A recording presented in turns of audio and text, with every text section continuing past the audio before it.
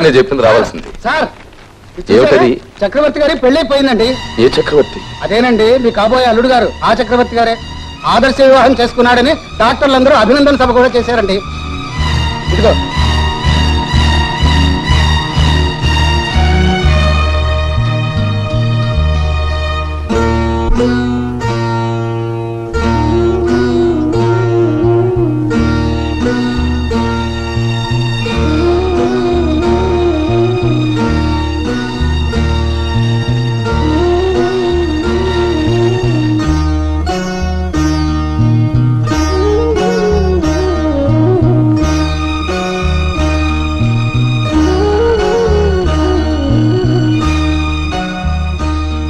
ఏమిటి డాడీ, ఏమిటి అలా అయిపోయారు? ఈ వయస్సులో అలాంటి మాటలు వింటే ఏమైపోతారు?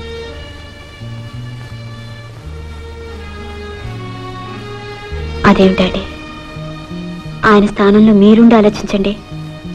ఇందులో ఆయన చేసిన తప్పేమిటి? కళ్యాణి, సమర్థించుకొస్తున్నావా? ఇక్కడ పెళ్లి ఖాయమయ్యాక అక్కడ ఏమనుకుని తాళి కట్టాడు? నాతో చెప్పి నేను అవునంటేనేగా ఆయన తాళి కట్టారు. అతను చాలా తెలివైనవాడు కనుకనే నిన్ను ముందు పిలిపించాడు, చెప్పాడు, తాళి కట్టాడు. రేపు ఏమైనా జరిగితే ఆ బాధ్యత అంతా నీది. తను మాత్రం హాయిగా తప్పించుకు తిరగచ్చు. నా జాతకం అంతే, ఎవరికి ఎలా రాసి పెట్టుంటుందో అలా జరుగుతుంది. నేనేం బాధపడటం లేదు. మీరెందుకు బాధపడతారు డాడీ? నువ్వెందుకు బాధపడతావమ్మా? నువ్వు త్యాగమూర్తివి, త్యాగశీలివి. నీకు జీవితం అంటే గడ్డి పరగతో సమానం. మీరు ప్రేమించుకుంటే మేము ఒప్పుకోవాలి, అదే ప్రేమను మీరు కాదనుకుంటే మేము అవమానాలి. మీరు ఎప్పుడు ఏ నిర్ణయం తీసుకున్నా ఆ నిర్ణయానికి మేము తల ఉంచాలి, తల ఊపాలి, అవును అవును అవును అంటుండాలి. అంతే కదమ్మా? అదే కదమ్మా నేను చేస్తున్నా పని. నాకు ఎప్పుడో తెలుసమ్మా ఈ భూమి ఆకాశం ఒకటి కాదని, సూర్యచంద్రులిద్దరూ ఒకటి ఎవరని. ఎవరు ఎక్కడ ఏ స్థానంలో ఉండాలో ఆ స్థానంలోనే ఉండాలి తప్ప ఎంత కావాలనుకున్నా ఒక స్థానంలోకి ఒక రాలేరు. అదే కదా జరిగింది. నువ్వు మాట నాకు గుర్తుందమ్మా? అది ముమ్మాటికి కరెక్ట్. అతనికి శ్రీరామచంద్రుడి లక్షణాలు ఉన్నాయి, శ్రీకృష్ణుడి చలాకీతనం ఉంది. శ్రీకృష్ణుడు కనుక నీతో ఆడుకున్నాడు, శ్రీరామచంద్రుడు కనుక నీతి కట్టుబడిపోయాడు, పెళ్ళాడేశాడు. మిస్టర్ శ్రీరామచంద్రమూర్తి, ఒక ఆడపిల్ల తండ్రి కాని అదొక చిన్న రిక్వెస్ట్. ఇంకెప్పుడు ఎవరి జీవితంతోనూ ఇలా ఆడుకోకు. కనీసం కట్టుకున్న ఆ పిల్లనైనా జీవితంలో కంటతడి పెట్టకుండా చూసుకో. You catch my point?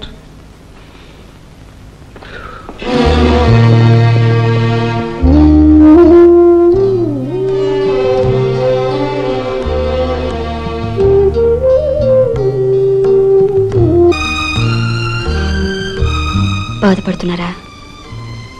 లేదు కళ్యాణి, మీ నాన్నగారి మనసు ఎంతగా బాధ పెట్టానో ఊహించుకోలేకపోతున్నాను.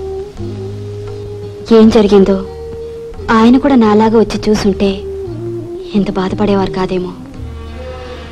అయినా జీవితంలో పెళ్లిళ్ళు చేసుకున్న వాళ్ళంతా ప్రేమించుకున్న వాళ్ళు కాదు, ప్రేమించుకున్న వాళ్ళంతా పెళ్లిళ్ళు చేసుకోను లేరు. అసలు ప్రేమ పెళ్లి దాకా వచ్చి ఆగిపోతేనే చరిత్రగా మిగిలిపోతుందేమో.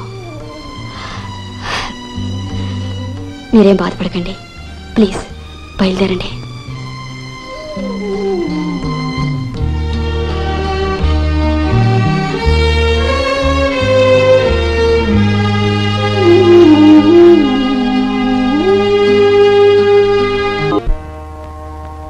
అక్కడ ఒక్కదానివి ఏం చేస్తున్నావమ్మా?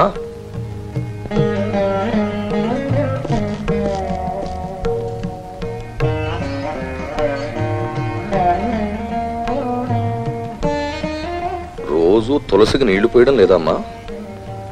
పూజ చేయటం లేదుగా. ఎందుకని? ఏముందని చెయ్యాలి? అదేమిటమ్మా, పెళ్లి కాని ఆడపిల్లలు, పెళ్ళైన ఆడవాళ్లు ఇంట్లో ఉన్న తులసి కోటకు పూజ చేయకుండా ఊరుకుంటారమ్మా? నిజమే డాడీ, పెళ్లి కాని వాళ్ళు మంచి మొగుడు రావాలని పూజ చేస్తారు, పెళ్ళైన వాళ్ళు మొగుడు మంచిగా ఉండాలని పూజ చేస్తారు. రెండు లేని వాళ్ళు ఎందుకు చేయాలి డాడీ? లేవని ఎందుకు అనుకుంటావమ్మా? ఉన్నాయని ఎలా అనుకోమంటారు? పెంచి పెద్ద చేశాక ఆ బిడ్డ చనిపోతే ఆ శోకాన్ని తల్లి భరించలేదు, తండ్రి భరించలేడు. అలాగని ఆ బిడ్డతో పాటు వాళ్ళు పోతున్నారా? ప్రాణానికి ప్రాణంగా ఉన్న భార్యాభర్తలిద్దరిలో భర్త చనిపోతే అతనితో పాటు భార్య కూడా చనిపోతుందా? ఒకరినొకరు కావాలనుకున్నారు. ఎవ్వరూ కాదనలేదు. కానీ ఆ భగవంతుడు మాత్రం కాదన్నాడు. ఒకరు కాపురం చేసుకుంటున్నారు, మరొకరు ఏకాకిగా. నేనున్నంతకాలం నేను ఉంటానమ్మా. నేను పోతే ఆలోచించమ్మా, బాగా ఆలోచించు. డాడీ, ఆడపిల్ల పెళ్లి చేసుకునే తీరాలా? పెళ్లి చేసుకోకుండా బతకూడదా? నా తెలియక అడుగుతున్నాను. ఇష్టం లేని పెళ్లి చేసుకుని, ఇష్టం లేకపోయినా ఇష్టం ఉన్నట్టు అవతల వాళ్ళతో నటిస్తూ నాలో నేనే నలిగిపోయి, నాకు సుఖం లేకుండా, అవతల వాళ్ళకి సుఖం లేకుండా, మీకు సుఖం లేకుండా దేని డాడీ పెళ్లి చేసుకోవాలి చెప్పండి?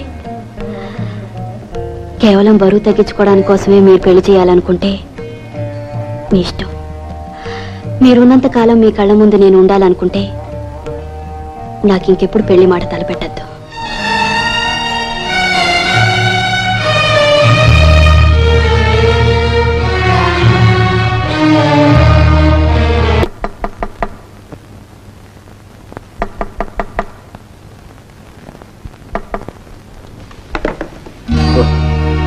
బాబు రండి.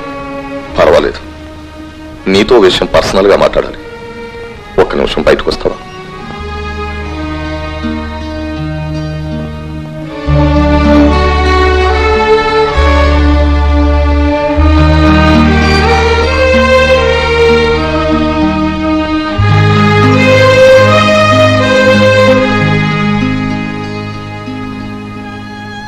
బాబు, చెప్పులు ఎక్కడున్నా కాళ్ళు వెతుక్కుంటూ వస్తాయి అన్నావు.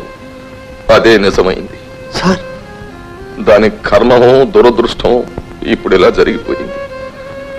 ఇక నాకిప్పుడు పెళ్లి వద్దు అంటోంది, నాకు ఆ యోగం పోయింది అంటోంది. బాబు,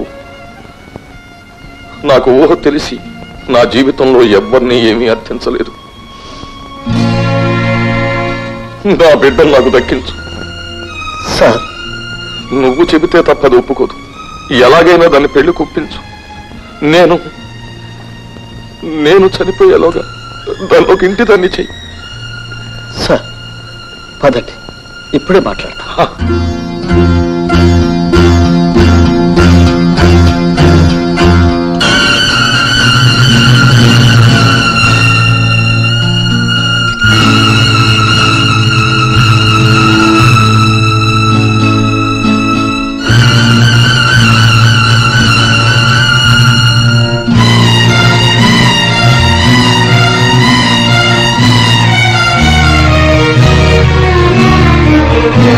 Thank you.